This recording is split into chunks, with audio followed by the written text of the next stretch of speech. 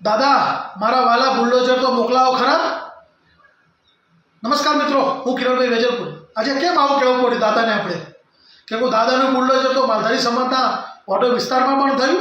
અને દ્વારકાથી અન્ય દરેક જગ્યાએ દાદાનું બુલડોઝર ફર્યું અને દાદાના જે ભાજપના ભક્તો છે તેમને વાહવાહ કરી। પણ આજે આપણી સાથે દાદાને એવું કહેવા આવ્યું છું કે આપણા જ ભાજપના પૂર્વ સાંસદ જેમને ગીર સોમનાથ જિલ્લામાં કોડીનાર અને હડમતિયા ત્યારે આજુબાજુના ગામોના વિસ્તારમાં ગૌચર પર દબાણ કર્યું છે,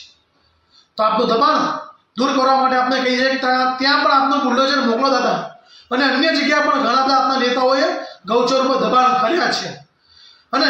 આજે હિન્દુ ધર્મ તરીકે હિન્દુ ધર્મના લોકોને કહેવા માગું છું, જ્યારે અન્ય જગ્યાએ બુલડોઝર ફરતા હોય ને ત્યારે આપણે વાહવાહી કરતા હોઈએ છીએ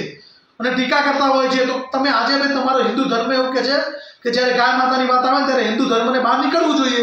તો કેમ આજે ગાય માતાના ગૌચર ઉપર દબાણ થઈ રહ્યા છે તો કેમ કોઈ હિન્દુ બોલતો નથી અને કેમ ચૂપ છે? તો સરકારને પણ આપણે ટકોર કરવાનો આપણો ધર્મ બને છે